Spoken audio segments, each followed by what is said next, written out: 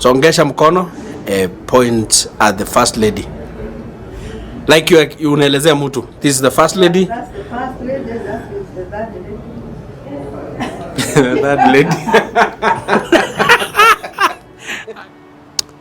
Well, sometime last year, and to be more specific, a few months ago, I approached a friend of mine over a new segment I was to begin on the Kenyan Historian YouTube channel. This segment focused on people who had gone through a lot, who had, despite the odd or difficult circumstances, had propelled themselves into successful businessmen or women. And today we are beginning a new segment.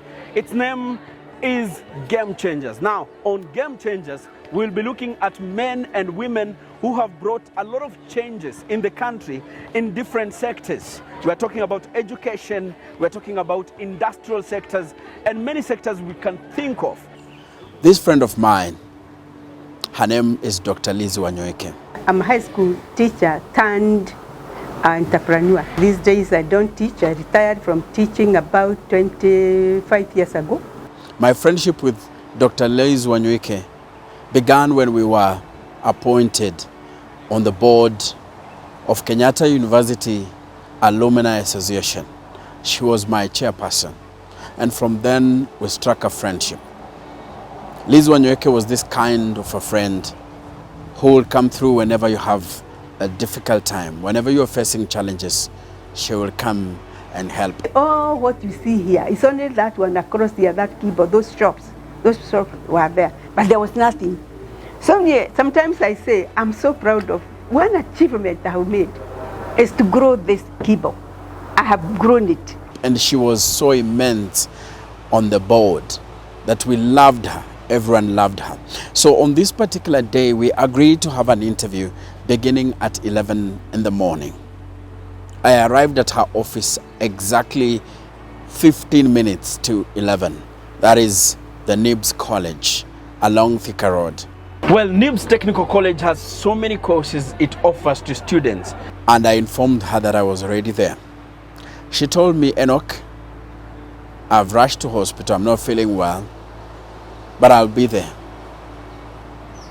So at around 1 p.m., she called me again. She said, I'm still in the hospital. Kindly do not leave. We must do the interview. Aya, turn. She wanted to tell her story. Look at it. She wanted Kenyans to know how far she had gone to establish NIBS College and some of the hurdles she passed through. But she wanted this to be an inspiration story. Hey, make sure you have somebody who is recording, otherwise I may talk for half an hour and there is nothing. Remember, it is a segment that I told you I wanted to start. That is why up to now, we hadn't, by the time of her passing, we hadn't aired her story. Because we are still filming other people in the same segment. The other people, successful businessmen who had come from, they say, down the order, the societal order, and became successful businessmen. So I've decided to share with you some of the insights that she shared with me in that interview. She talked a lot. She talked about her marriage. So red flags, how is he? Does he, you know, marriage is, you are supposed to do almost everything together, depending on the contract, on how you agree. Because nobody used to talk to us about marriage. You just used to be and tell you, you have to get married when you are finished school. The next step is to get married and to have a family. She talked about how she established NIBS College and the hurdles she went through before she became who she was. You know, there was a time I was so frustrated because every manager you brought, the first one who asked for a salary, they asked for money, which I had no idea that that kind of money is given to an employee. I got a shock. I told him, even me, I've never earned close even half of that salary.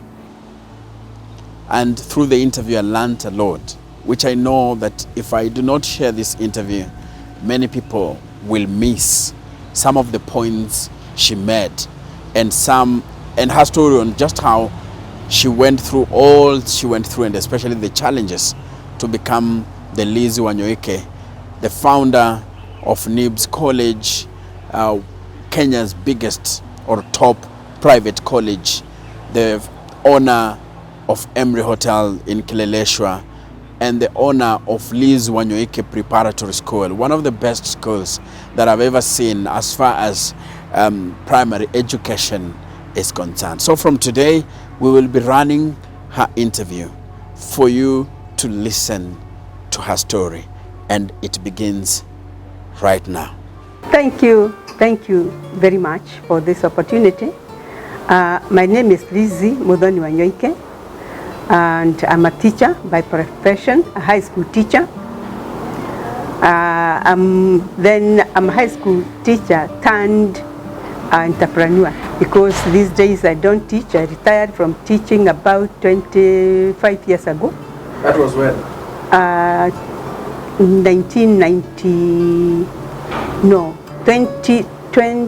2000. Yes.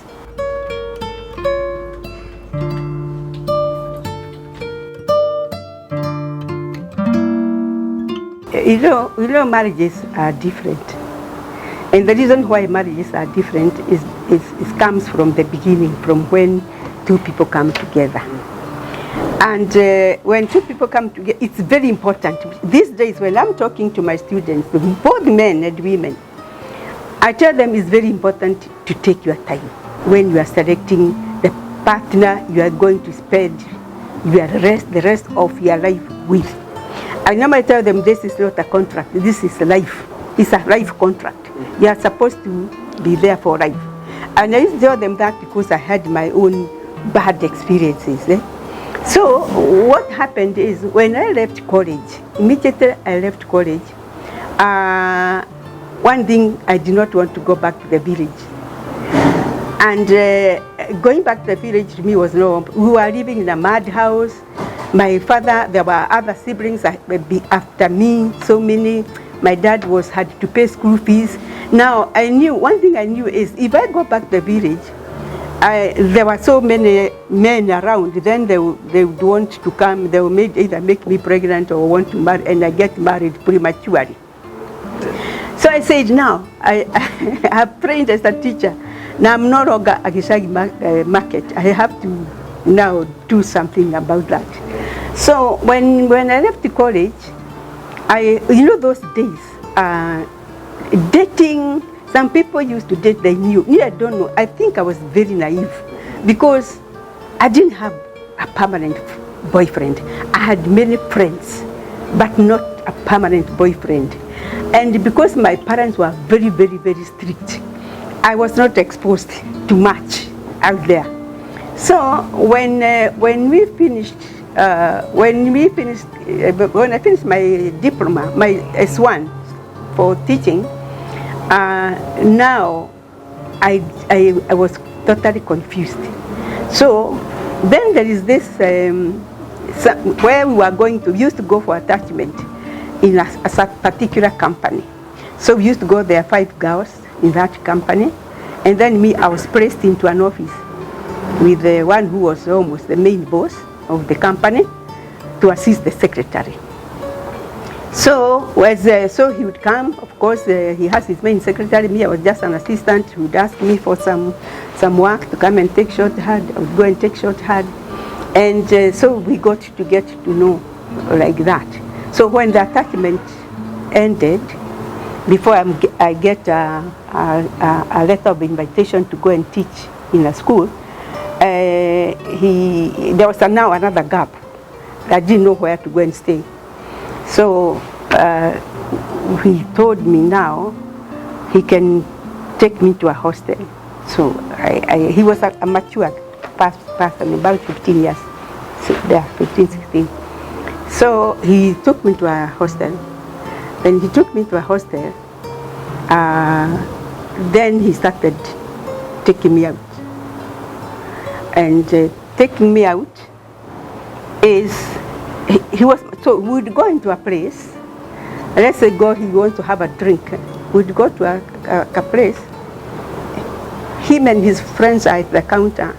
For me, it was a group of ladies. You know, those times these people had habits of isolating themselves from the adults. The way you see you people go and there, this one drinking there, you know, it used to be put aside. Maybe I don't know whether it was fear that my girlfriend would be taken, because most of them were girlfriends, but most of them were married people. So now I used to be put there. Then when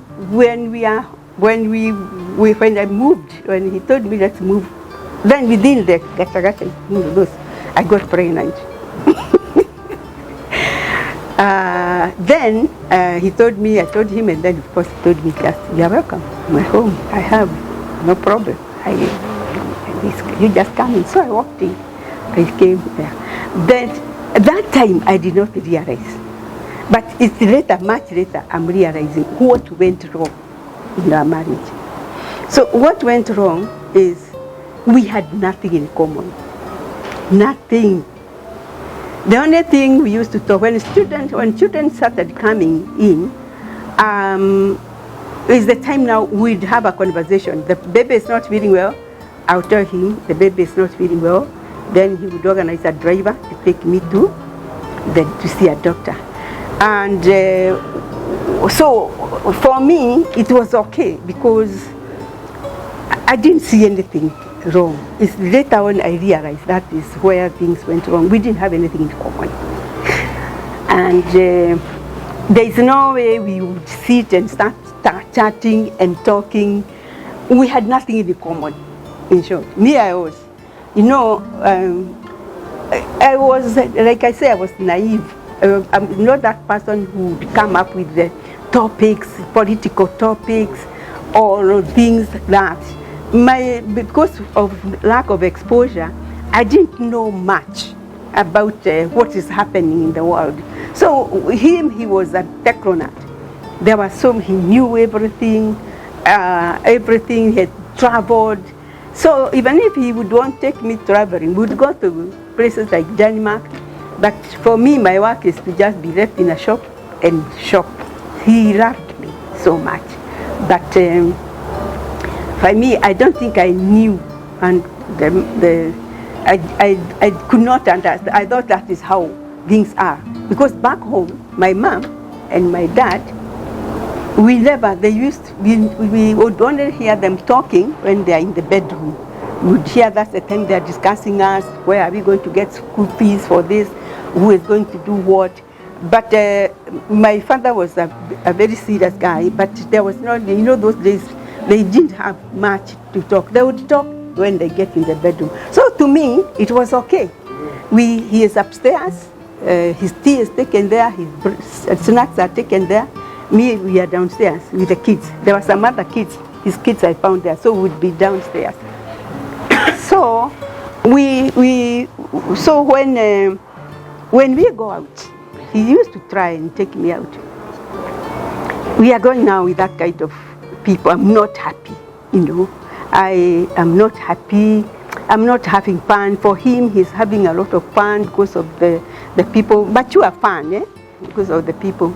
So, and I think I could not analyze this and see whether this is not the right thing to do. Because when my children grew up and they were to go to high school, we would sit and discuss. This is the time, and we are meeting. It's a formal meeting. He would call me from Temple College. He would call me, tell me we are going to have a meeting at 3. So today leave earlier. So I'd go and find him. Now we are making notes. This is who and so. This is Peter. We had us 3 other older kids. This one is going to this university. So we approve. Of course, he's telling me. He is explaining everything about the kids, the school fees, the what. So that was that. The meeting is over.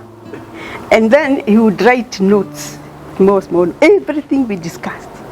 Sometimes I would say silly things, he would put them in writing and all that. Everything was put in writing. So, and then it came to the time, that is now after many years, counting 26 years. I think he got fed up. Because now I'm only happy when I'm with my classmates, the ones of my old friends that I'm happy. They are weddings, some of them are getting married, so I'm going to their weddings, and I tell him we go, he doesn't want to accompany us. He meant well, and one thing we always know, and we always, after now getting to know men, now that I got, because I didn't know the behavior, is when I realized, okay, he meant well. He was a very good guy, very nice. You know, he used to give me everything I needed. I say, oh, I'm short of clothes. He would buy me a ticket and take me to Adam to do shopping. So that is somebody who is there. So it was never meant to be. And when I'm talking to the girls, I tell them, please make sure you have dated enough. Make sure that these are the red flags to look for in a marriage, because marriage is not, it's not like employment here, come employ here, and then you move, you go to another college. So I tell them that there are red flags, and you can always get to know those red flags. For instance, you may take her out, yeah, when you take her out, maybe, and then the waiter is slow, and then you have finished your drink, and then you are now trying to get the attention of the waiter. Hey, where? Kuja kwani unafanya kazi gani? Wewe bure kabisa. You know there are men who are like that. Yeah. Then I tell them that is you now. So red flags. How is he? Does he? You know, marriage is you are supposed to do almost everything together, depending on the contract, on how you agree. Because nobody used to talk to us about marriage. You just used to be and tell you have to get married when you are finished school. The next step is to get married and to have a family. We didn't have mentors at all. We didn't have examples even. I didn't know of people who were doing what they are not supposed to do. We didn't have. So now here you are in a marriage which you don't have, what to go by. So I tell them, both men and young women, especially when they are on exit, that now you have completed your college, your course. What is the next move? Is get a job. Once you get a job, what is the next one? You have to get married, because that's the process, that's the cycle. You have to get married. So don't just look at girl, she's beautiful, wow, and then you rush. Or you see a guy, oh, he's driving a Prado, he is driving a Nissan, a nice car. That one, the material things should not come in. Date properly. Go out, have fun, and you are marketing. It's like when you go to buy a dress. You go into a shop, you take the dress you are going to. You dress, you try it on, it fits you, doesn't fit you. So it's serious business. Young people, please, don't rush into marriage. Now, so, and again, some of us, the ladies, ladies in most cases are more genuine, because you find them, you are married, you have a kid, this kid is disabled. And then you have another one, maybe the same problem. And then your husband starts accusing you of this, your family, and you don't know that. Then they will run away. They will run away because they are not serious. Because if you didn't got in as good friends, you are able to discuss about this issue and make things easier. But if you are not in talking terms, the man will definitely run away, because they are most cases they are the ones who run away. The way if you run away for a day or two and come back, so where is she going? Yeah, so now I don't know whether I have come out of your... She also talked about how she was able to stabilize and build an economic empire. Now let's watch on how NIBS College became what it is.